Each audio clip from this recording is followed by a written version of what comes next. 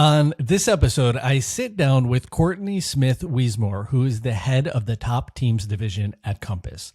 With over a decade of team building experience and 170 million in annual sales, Courtney shares the keys to building and developing a successful team.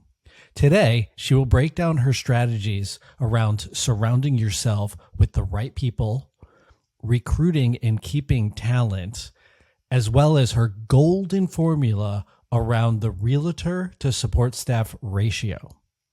We will also talk about the one thing that holds realtors back from growing to the next level.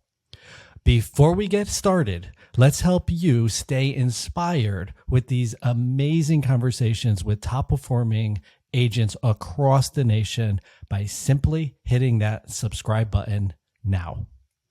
Let's get into it. I'm your host and San Francisco connection, Shawn Kunkler. And we are live. Now the pressure's on. Courtney, thanks for joining me today. I'm delighted to be here. Thanks for having me. So I'm going to start. I start with all the episodes with this. You can be super brief or go as deep as you'd like. But who are you and what do you do? That's a great question. I guess it depends on the day and the mood. Who am I? I'm Courtney Smith Wiesmore. I am a human being. I'm a mother. I'm a wife. I'm a friend. I'm an entrepreneur. I'm a supporter of women in particular in that space. And I happen to have chosen the real estate space for the majority of my entrepreneurship. Nice. I like that. That was very, very concise. And currently, you're the head of... I'm going to misquote this, but it's the head of top team development. I'm the current head of top teams, the top teams division at Compass. Gotcha. And what does that entail? I now work on the employee side. Okay. And what is that? Unpack that. What is it? Give me a high level in a month, over the course of a month. What are some of the things that you do? So predominantly, I build coaching, programming, events, and other services for top producers at Compass.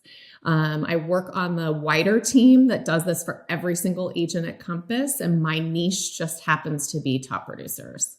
That's actually how we met, because you were a top producer. Did I ever tell you the backstory? We bumped into each other at the retreat in LA, but did I tell you the backstory prior to that? No. Tell me. So it was like 2 or 3 weeks prior to the retreat. There was a top producer in our office who had an org chart. At the time I was building a team. She was expanding her team and she's like, I got this from Courtney. Don't share it with anybody. And I looked at it and I was like, this is amazing. Like it was literally the roadmap of like who to hire, where to put them in. And then I still have it. It's sitting in my binder. And a couple of weeks later, I'm at the retreat. It was like one of the mornings after one of the amazing evenings the night before. I'm sure we were all a little hungover. Had too much fun. A little too much fun. I finished writing an offer. It was like for $2.5 million. And it was like 8 a.m. I'm super tired. I ran downstairs to get coffee. The restaurant was packed. And then I wound up wedging my way to the bar, ordering a coffee, and then the waiter just vanished. So I'm standing there with the black coffee and I wanted cream and sugar. And you happened to be sitting there and I was like, do you mind if I just grab some creamer so I can run back to my room and just get ready for the day? And then we started chatting and I'm like, oh my God, I have your org chart. This is amazing. Like you've changed my life. And so it was just this weird random moment. I actually remember that moment. I was sitting next to Stephanie Younger, who was on my left, and I remember you coming around to my right. Oh my goodness. Wow. That was a fun little moment. Yes, we did have too much fun the night before. And I'm so glad that we got to bump up next to each other in real life. That's awesome. Oh, thanks for reminding me of that. Of course. And I just thought it was such a cool moment because there's like clearly thousands of people there. And then I just prior to got this golden ticket, really, which I formatted and I have next to me. My org chart is based on that org chart. And I've been running it since. And the LA retreat was 4 or 5 years ago, somewhere in there. I think it was 5 years ago. Oh, I'm so glad. That makes me so happy. You transformed my business, so thank you. Well, listen, you're speaking my language. This is why I get up every single day. I literally do what I do every single day, as I did in team leadership and I do now today, to have a positive impact on the people around me. That's it. So by you just saying that today, you gave me all the fuel I need to get through just about anything that comes my way. So thank you for that. Of course. No, thank you. I sincerely appreciate it. And at that time, you clearly had developed a phenomenal team. And if I remember correctly, you were nearly 200 million annually in production, which is, those are huge numbers. How big of a team is that? You were also put in a marketplace that had a really good median sales price too. I was in a general marketplace with a fairly average high sales price, although my specific niche market, my sub-market within the greater Los Angeles area was among the lower average sales prices for Compass offices. Oh, interesting.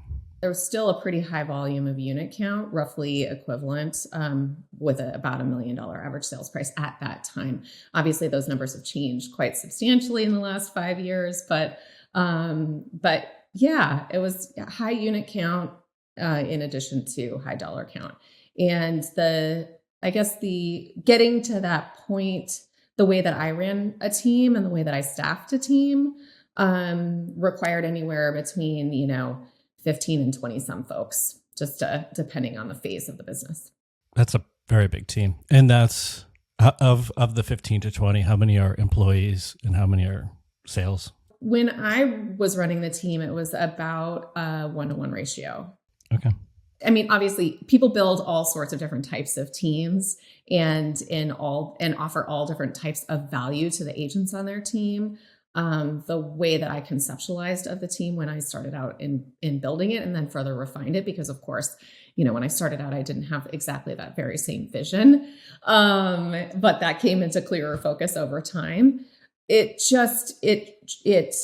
was centered around the premise that agents can be most productive when people who have complementary strengths to theirs are actually executing on all of the pieces of the business that are not their strong suit. So really, it's a methodology of thinking about the business where everybody is playing to their own strengths, where the admin staff are doing the things that they're uniquely qualified to do and the agents are doing the things that they're uniquely qualified to do, but that neither is spending the majority of their day doing things that are neither pleasurable for them nor in their wheelhouse, right? Because we all do our best work when we're living in our strengths. That is so true. I mean, yes, 100%. And I try within my team to evaluate that. It's hard because you're building the plane as you're flying it. And so there's new iterations, and then you bring a new person on, the dynamics change, and it's ever shifting alchemy, that's for darn sure. That is true. What was your role within that? It sounds like you were more in a director, CEO type position. At the end, yes. Although, of course, while I was building it, I played every single role in the play, just like you've done, just like any team leader who's grown a team has done. And so as business owners and entrepreneurs, I think it's, part and parcel of our responsibility to assume far more than any of our average employees. And so the way that I conceptualize of my own work within the team was that little by little, as new people joined the team who were better than me at certain aspects of operationalizing and running the team, then I would just peel off one little job at a time and hand that off to somebody else. So of course, I wore a lot of hats in the very beginning.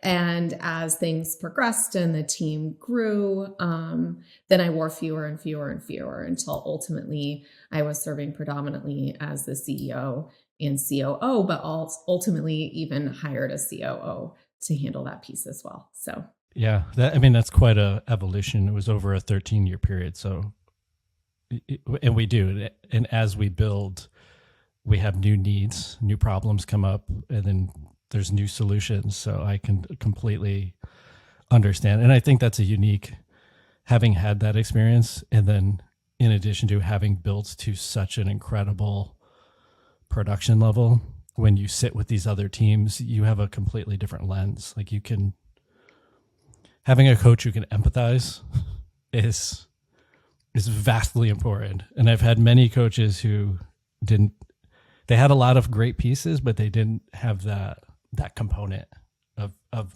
being able to see the road ahead while they're empathizing with it. Yeah, for sure. I mean, certainly I don't know all the answers. I don't have all the answers to anything. If I did, maybe I'd have a different job. Almighty something. But anyway, certainly having lived the experience, and also, as I like to say, having made every single mistake in the books, I have a lot of insight into where people are in the arc of team growing and team leadership.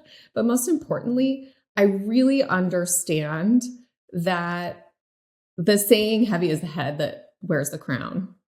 Obviously speaking about the queen or someone else in that position, it's true. It's a pretty lonely place to be at times. And especially when you achieve this like great level of success as visible from an external world, you still probably as a top performer feel like there are, a limitless number of things that could be improved, that your own personal potential and capacity has not been reached, that you're continually pushing yourself. And yet you're perceived by the outside world as having like achieved all of this stuff. And like, you should just be happy and it should be easy and you should be enjoying the fruits of your labor. And yet we're still these like overachievers who are pushing. And it can be pretty lonely to constantly battle with that dichotomy of this like external vision of success and this internal desire to continue pushing and achieving more and growing and ultimately at some points being displeased with your own abilities because you haven't been able to like get to where you want to be. And it's no different than anybody else, except for you're doing it at a much higher level. Yeah. I think it's helpful to know that you're not alone in that endeavor. How did you manage that personally? I could not have done it, literally could not have done it, if I had not met another team leader who was in a similar spot. I really don't think I could have gotten through. There was so much emotional toil and so much stress and so much responsibility.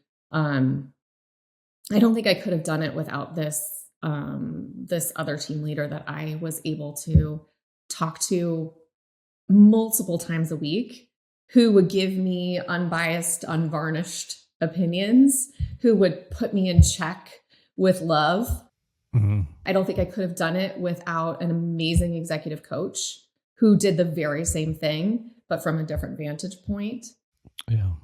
And I don't think I could have done it without my incredibly supportive husband, who really picked up all the pieces at home.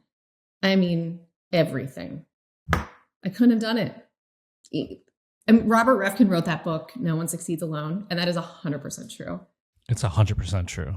It's not just the members of your team, although they're critical to the ultimate success of the team. It's all of these ancillary important people who dramatically impact your life, who make it all possible. So without those three, there's no way I could have done it. Two things that I thought of immediately as you were sharing that is, as small as somebody listening to this and they haven't had a transaction, as small as one transaction, you cannot do it alone. So it doesn't matter at what level, you can't do it alone. And then the second thing I immediately thought was, no matter how many games Steph Curry or Michael Jordan, all those guys won, they always had a coach, always. And they always had a team around them. And so and the team doesn't have to be employees. It's just having your tribe support you and having people to volley. Your board of directors, right? 100%. Is sometimes people within your profession. Sometimes it's people in your personal life. If you're lucky, it's a combination of all those things. Because we're whole people, because businesses are made up of whole people. And that's what it takes to get through the dark days in order to see the good ones. Amen. It's so true. And there's yes, it's all of that. It's you do genuinely just you need good support and I think as simple as this, like listening to a podcast, just surrounding yourself around reading books and studying this and figuring out what are your weaknesses, where are your strengths, which weaknesses do you need to raise up a level, and then how do you get around those people to pull you to that level. With the top performing teams that you're working with, you said they're top and they're obviously like doing big numbers. To get to you, what does one have to produce? What's so awesome is that all of the work that I do impacts all of the amazing agents at Compass. And, we're very fortunate that we have the best of the best here. So the baseline for performers at Compass is just extraordinary. So I'm very fortunate that a lot of work that I do gets to touch every agent at Compass, even if there's not a one-on-one interaction, which of course is just not scalable. We've got something like 30,000 agents at this moment in time. So, and each of us is just one human being with 24 hours in the day. Although if you figure out how to crack the code on getting more, you just let me know. I'll be second in line right there. I want whatever that pill is. I'll take it. Exactly. Listen, I'm not asking for much, but maybe like an extra 4 hours would be great. And my programming this year, I've been able to, with some additional resources, expand to offer group programming to anybody who's doing 100 million and above, which is so exciting. I love that. But in terms of my one-on-one work, it's a very particular person that I tend to work with. So, and those are really exciting for me and extremely gratifying, just as, watching a fledgling future team leader come into their own and make their first hire is exciting and gratifying as well. I would say the first hire is the scariest hire. And the most impactful. 100%. If you do it right, it is profoundly amazing for you and for your business, if you do it right. What was your first hire, Shawn? I had read The Millionaire Real Estate Agent from Gary Keller, which I think it's a great place for most anybody to start. There's a really good wireframe, but as we just talked about, as you start building the plane and you're flying it, you have to figure out, is this working for me? Does this work with my strengths? Does this work with my weaknesses? How do I maneuver around it? But I strategically hired an operations person on the back end.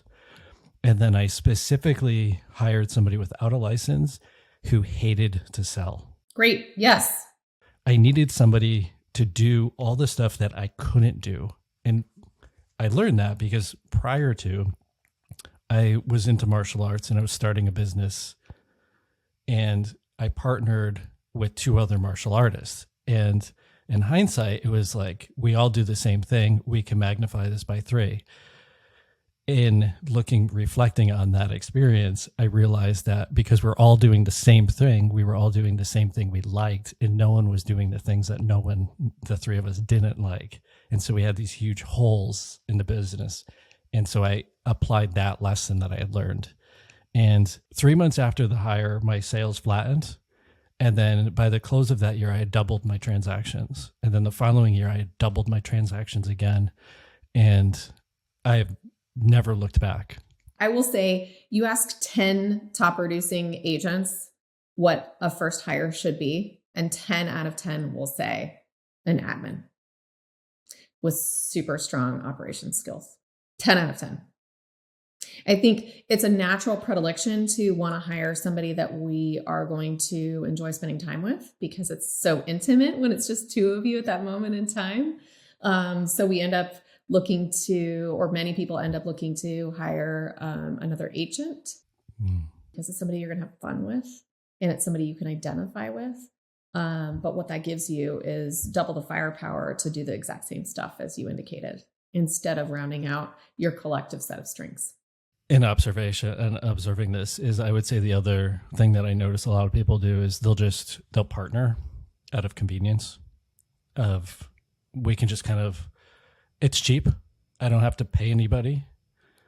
you are already trained, so we can just go faster. And I think because of that, they hit a ceiling because both of them only have a certain set of skills, and you haven't hired the support to build the foundational pieces. That's right. And long term, there are certain aspects of partnership which are very appealing, not the least of which is being able to share some of the emotional burden and responsibility of building a team.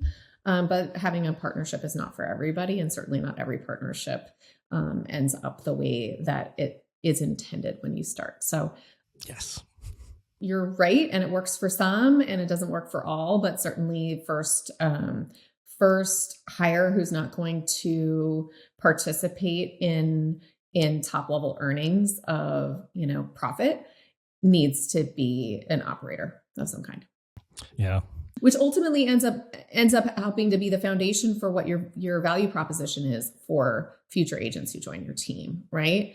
I mean, I like to talk about value proposition to team agents as being part of 4 different categories. One of those categories being mentorship and culture, right? That's the ability to learn and to be part of something that's bigger than yourself and to feel the good vibes and all that stuff.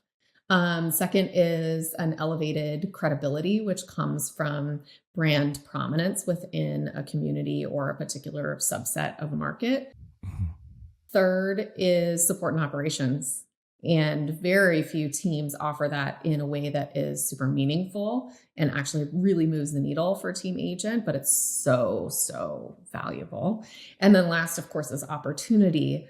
Opportunity being everything from the opportunity to tag along with me at community events where I'm super visible, to hosting my open houses, to receiving overflow lead opportunities that come in that I can't handle, to, the most sophisticated being, or the most, not necessarily sophisticated, but the fewest people who offer this kind of thing, just like straight up lead service, right? So Zillow Flex, HomeLight, et cetera, et cetera. So those are kind of like that first hire dovetails into your building out of a value proposition that one day can attract team agents to your team and retain them because you're offering such a value that's really meaningful to agents. Twofold is attracting people is one incredibly big challenge, and then retaining them long-term is clearly the other side. From the flip side, the perspective of the person shopping the team, what's the number one thing you feel they're looking for, or do they not know? It really just depends. And I think as a team evolves and grows, the thing that a prospective teammate is actually searching for changes. So at the beginning, there's, when you're a smaller team, there's a lot more like, I just want to join in on the fun. Like, let's do this all together. So it's much more in that like mentorship and culture capacity. With a larger team, the ask tends to be more along the lines of like, I really love doing this narrow scope of work, and I'm really good at doing this narrow scope of work. And I'd like to work at a place where I can do just that all day, every day, and I don't have to worry about all that other stuff. Let's say from the realtor perspective, at what evolution, like time frame, like 3 years in, 5 years in, do you see that shift start to happen? You mean when outside perspective agent is looking at a team as a possible solution for themselves in their business? No, as an agent who they start the team, they jump on the team, they want the collaboration, the mentorship, the education, and then in their evolution, they start to shift. Their needs change. They feel like they've established themselves. They don't need as much mentorship. How far in to their evolution do you typically see that? And then what do they start wanting and needing at that point? It really actually depends on what the team offers. So, I found that, because we were a pretty process-oriented team and heavy ops and training team, that, it was pretty consistent across the board that an experienced agent even could come to the team and within a year have doubled their production from prior years. Because just, efficiency and opportunity are two things that that the team I led offered to any agent who fit into and wanted to fit into that mold and that way of doing things.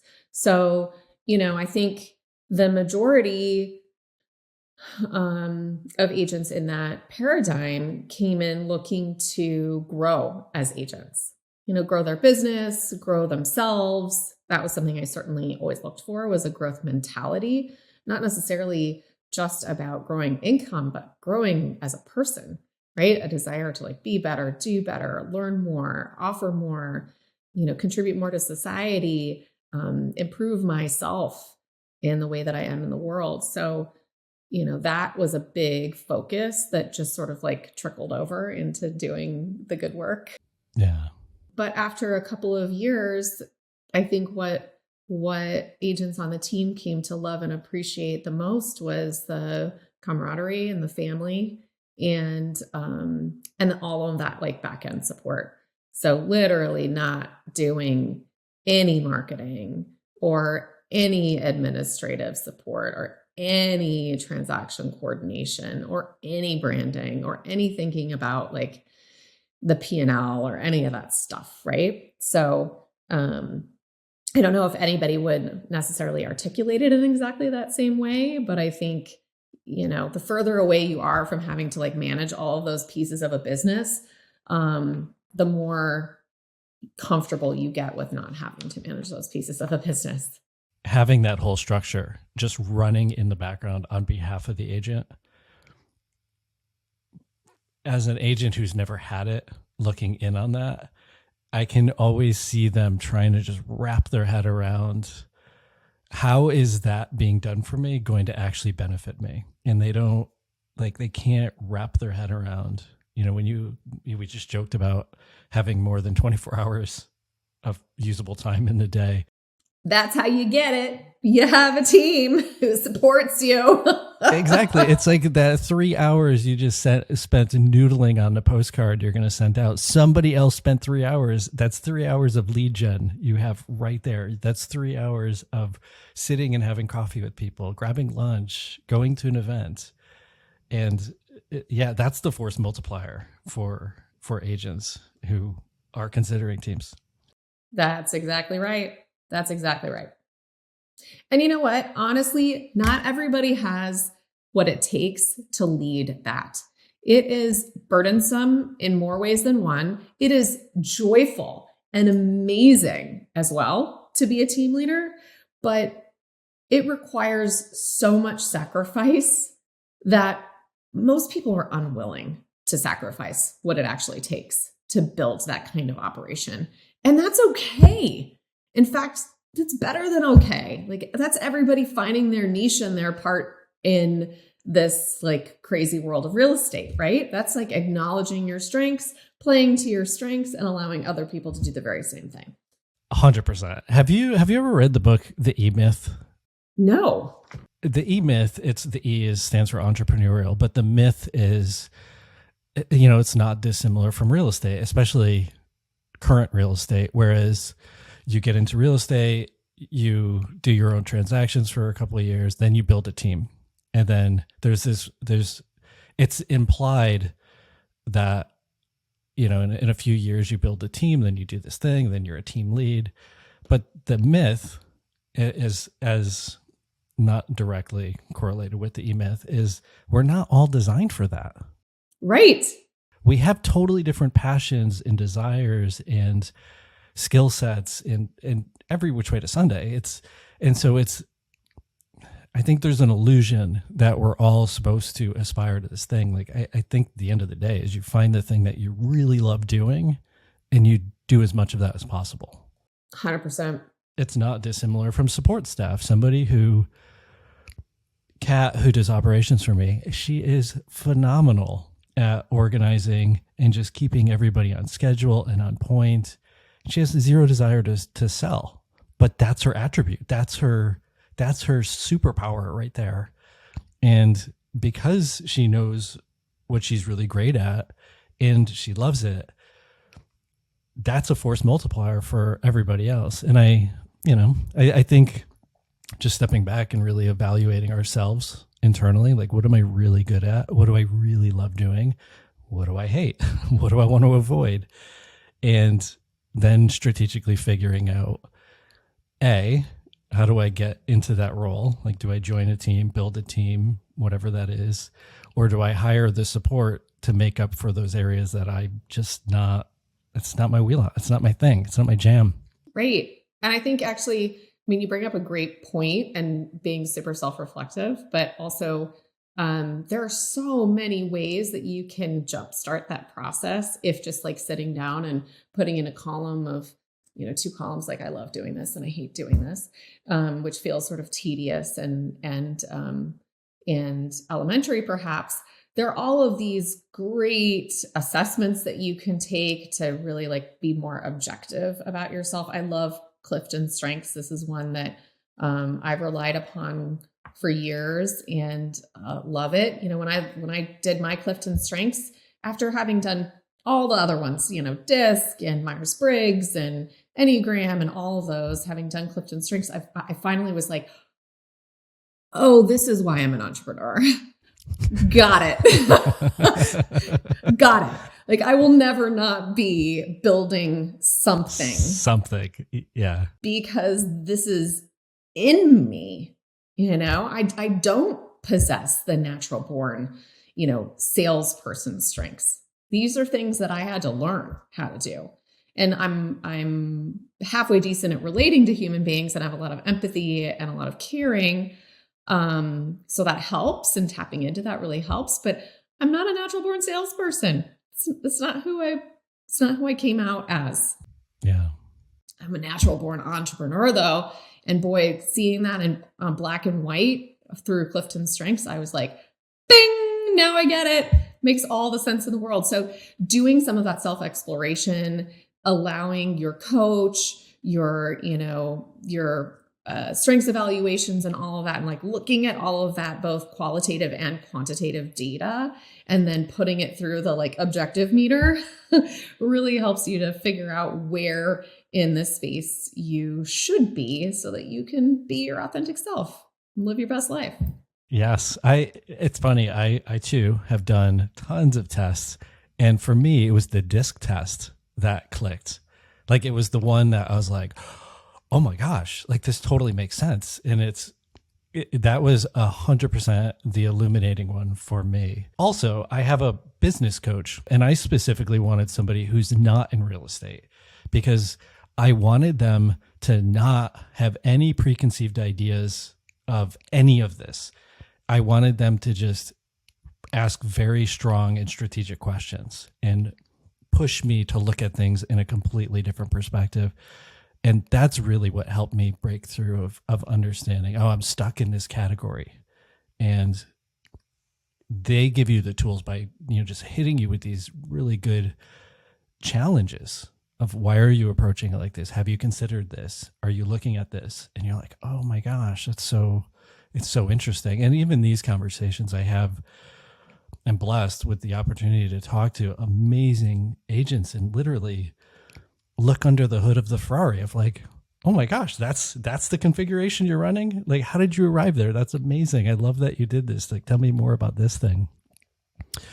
With, let's say the group of 100 million to 150 million volume producing agents, their teams. A couple questions. How big are those teams on average? Totally depends. Totally fair. Okay. Give me a Depends range. on where you are. It really depends on where you are. So if you're in the Bay, where the price points are super duper high, if you're in San Francisco City or, somewhere right outside the city where your average price point is super duper high, those teams are small. Those are teams of 2 and 3. That's true. If you're in Pittsburgh, where you're doing $150 million, but you're closing 400, 500, 600 transactions, those teams are pretty big. So, I tend to really focus on number of transactions as a benchmark for the number of humans that you need to be operationalizing effectively.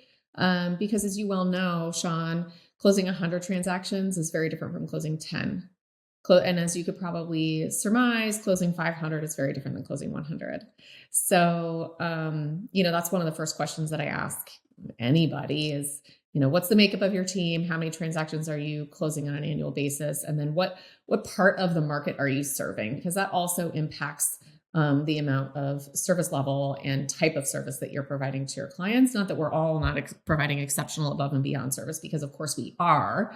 But let's just face it, if you're dealing predominantly in $20 million homes, then your service value proposition to your client is a little bit different than if you are, servicing primary home buyers with their first home. So I would say the volume is a lesser indicator. The dollar volume is a lesser indicator of what's going on in a business than those other factors. That's a completely fair assessment. And I did ask the question through the lens of my market. Understood. And most people do, but then you get on the phone with somebody who's like the number one agent in their state. And they're like, I'm going to close $80 million this year. And if you live in LA or San Francisco or New York, that sounds like not quite a whole lot. But then they're the number one agent in their state. And you're like, they're obviously doing something right. So what's going on with them? Well, their price points are just totally different. They're totally different. Being in this national role has really helped me calibrate the lens through which I look at everything, and to look more specifically at the humans, at the transactions, at the service level offering, and some of those other ancillary factors when supporting people in outlining their roadmap for the next phase of their business. That's fascinating. And it's true.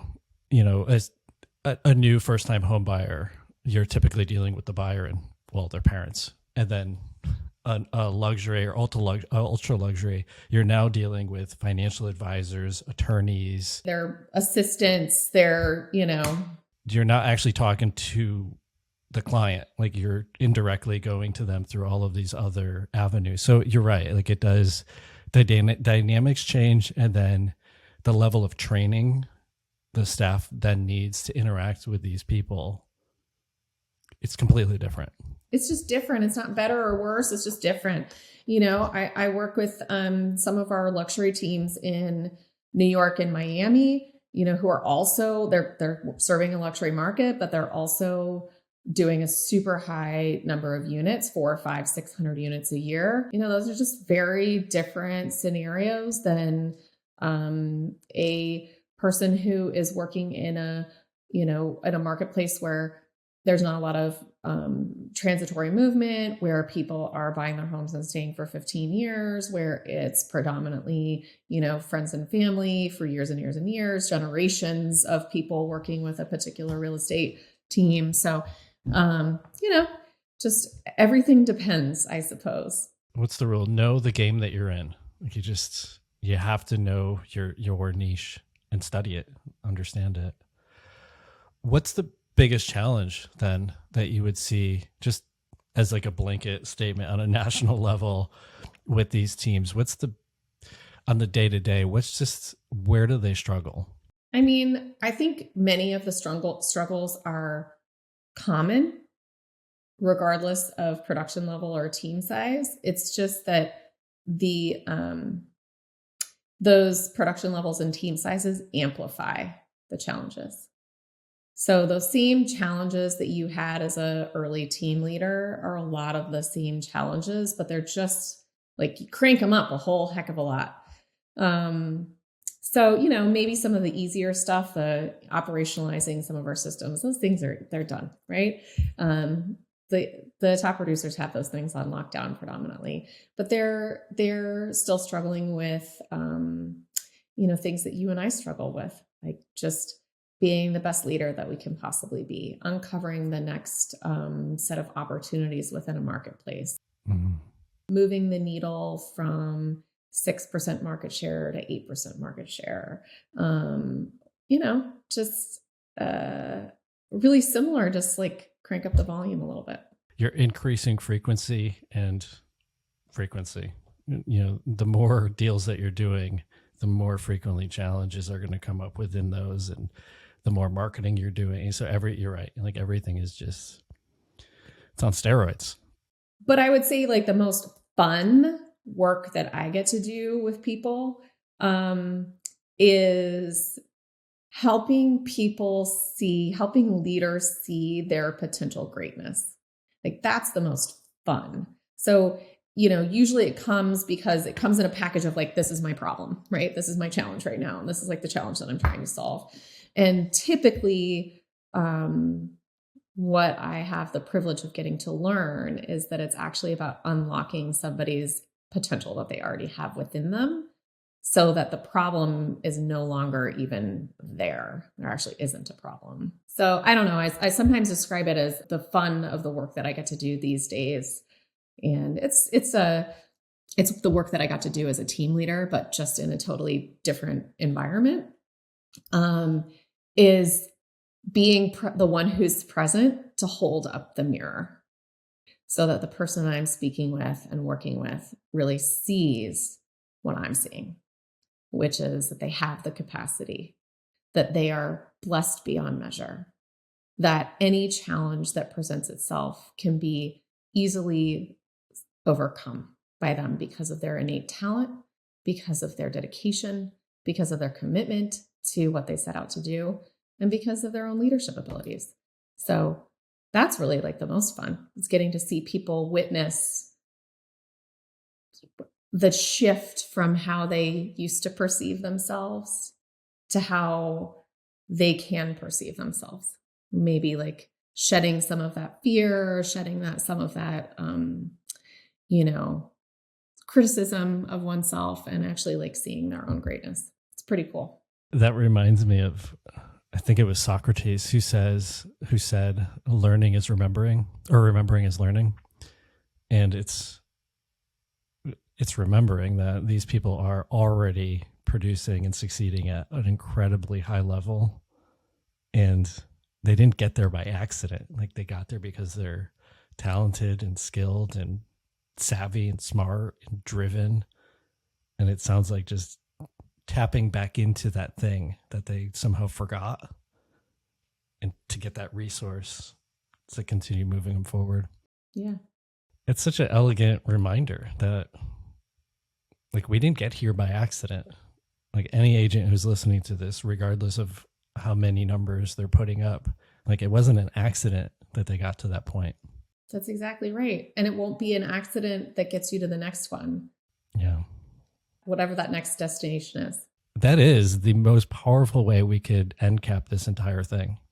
There's no more work that we could do here. I think that was like the absolute perfect, most beautiful way to end this. So Courtney, I appreciate your time.